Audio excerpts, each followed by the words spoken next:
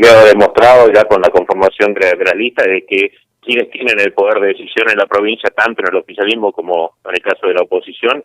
queda claro, digamos, que Lucía Corpazzi tiene una enorme impronta, tiene los votos, y evidentemente eso se siente en el armado, fundamentalmente, de las listas. Creo que allí el gobernador ha tenido que ceder lugares, inclusive que le correspondían a la renovación. Esto ha provocado algunos enojos internos. Hay algunos dirigentes importantes dentro de la renovación que tenían otro tipo de expectativas, y también el rol, el papel que juega en esto Gustavo Sadi, que me parece que acompaña a esa dupla de Raúl Jalil y Lucía Corpazzi, tal vez mirando de reojo lo que pueda suceder tal vez 2023, 2027, pero creo que no les agrada la idea de aspirar a la gobernación en un próximo periodo. Habrá que ver qué margen le deja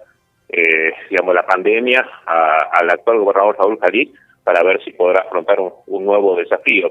Pero lo cierto es que el gobernador tiene un frente de tormenta interno después de la conformación de las listas. De hecho, se nota en el interior, fundamentalmente, donde hay sectores que pertenecen a la renovación que van a ir a paso en algunos cargos, en algunos departamentos, porque, bueno, se muestran disconformes, sienten que no están contenidos precisamente por el gobierno en muchos de los aspectos. Así que, desde ese punto de vista, creo que el oficialismo le ha costado y todavía, digamos, tiene algunas cuestiones para dirimir, caso, por ejemplo, la rama femenina, digamos, que no ha quedado conforme con la ubicación que se le ha dado dentro del armado de las listas, y lo que vaya a venir después, digo, en función de, con el resultado ya puesto, saber a ciencia cierta el rol que van a ocupar cada uno de ellos en los próximos años, fundamentalmente por lo que se va a jugar, no ahora, sino que muchos ya están con la mente puesta en el 2023. Y en el lado de la oposición también, similares características. Era claro que la lapicera la tiene el actual senador nacional Oscar Castillo, pero con una diferencia de en otras ocasiones. Pero que tiene la lapicera, pero ya no aglutina, no en columna como lo podía haber hecho en otros tiempos. Por eso lo de Fama, Monti, armando su propia estructura, y también en ese caso se me ocurre más dando una señal respecto más hacia el 2023, pensando ya en el armado hacia esa elección, más que en la actual. O sea, hacer una elección digna en esta, pero posicionándose para lo que va a ser el 2023. Así que creo que,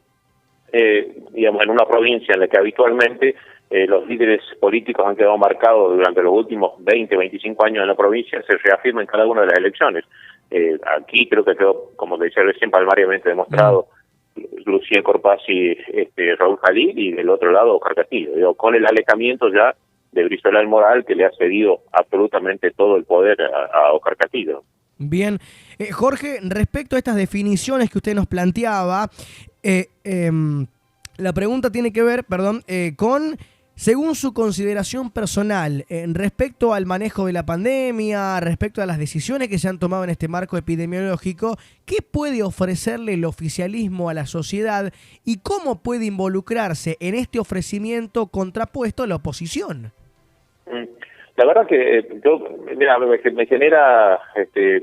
bajas expectativas las propuestas, porque debemos decirlo, si uno observa las sucesivas elecciones anteriores, estamos carentes de propuestas, carentes de debates, carentes de horizontes para luego poder reclamarle a cada uno de esos dirigentes y decir, bueno, ustedes dijeron que iban a tener estos postulados dentro, si fueran legisladores, gobierno, lo que fuere. Y eso es lo que pedimos notando, una carencia de debate y de conceptos fundamentales para ofrecer a la sociedad. Ya no alcanza con esto de vamos a trabajar por la salud, por la educación, por la justicia, por la seguridad, cuando ya sabemos cómo termina todo eso. O sea, son, debates vanos o expresiones vanas que no tienen ningún tipo de contenido. Y en el marco de la pandemia, reciente mencionaba esto de qué margen le va a dejar al actual gobernador esta campaña electoral la pandemia, porque su gobierno ha estado asignado por la pandemia, y para cualquier gobierno, manejar una situación de estas características lo aleja totalmente del concepto inicial que pudo haber tenido, pensando en qué podía haber ofrecido como política de Estado en su primer año y medio, para luego ser evaluado por la sociedad catamarqueña en función de su gobierno. Este gobierno en particular está asignado por eso, por una pandemia y que puede jugarle a favor o en contra. O sea, en este momento, cuando vos tenés los números que tenés en el marco de la pandemia, el gobierno puede decir, bueno, hemos manejado medianamente bien, teniendo en cuenta la baja letalidad que tenés, la cantidad de contagiados, si vos pensás, lo comparás con otras provincias, pero un muerto es un muerto, sea la cantidad que haya en una provincia, y eso también se cuenta a la hora de mirar por parte de quienes tengan que votar en las elecciones, tanto en el PASO como en las legislativas. Me parece que eso va a tener también una fuerte influencia, y el gobierno no va a tener tiempo para mostrar su gestión, a pesar de que pueda estar haciendo obras, pueda, tratar de darle un perfil a su política de Estado, que no la puede terminar de definir porque está más centrado fundamentalmente en lo que es esto de la pandemia marcando el día a día. Y del lado de la oposición, lamentablemente, debemos decir que a nosotros nos pasa que tenemos una oposición que está más mirándose el ombligo que pensando en ser una oposición que debata, que construya, que sea el fiel contralor de las acciones de gobierno. No alcanza solo con denunciar, sino al que estar efectivamente proponiendo políticas de Estado también desde la oposición. Y eso no ha venido ocurriendo. O sea, acá lo que se debate solamente es el liderazgo, que quién va a gobernar, e inclusive con algunos sectores de la oposición que son minoritarios en la provincia, y aún así minoritarios se muestran fracturados, divididos, peleados. Entonces, ¿qué confianza le puedes dar al electorado como oposición si vos ves que hay sectores que están de la manera en la que están? Entonces, te genera, a mí, bueno, lo personal me genera bajas expectativas cuando ves que desde la oposición no logran tener una propuesta homogénea, con propuestas concretas, con algo que valga mucho más de la mera denuncia, porque ya eso al electorado tampoco le alcanza. Jorge, usted mencionaba una carencia en términos de propuestas por cada uno de los sectores políticos que van a competir en estas elecciones. ¿Cómo se hace entonces para impulsar una campaña política innovadora en términos de propuestas para implementación de políticas públicas? Bueno, es el gran desafío que han tenido, o por lo menos que han intentado terceras fuerzas, pero que en provincias chicas especialmente, lamentablemente las terceras fuerzas no han podido lograr posicionarse, no han logrado avanzar, la vienen peleándose bastante tiempo tratando de impulsar alguna propuesta, pero bueno, no se puede, porque la tendencia siempre ha sido bipartidaria en provincias como la nuestra, como provincias como La Rioja, por ejemplo, donde son gobernadas por los mismos sectores políticos desde hace muchísimos años a esta parte. Y entonces las terceras fuerzas no han tenido la posibilidad de posicionarse. Entonces se hace muy difícil establecer puntos o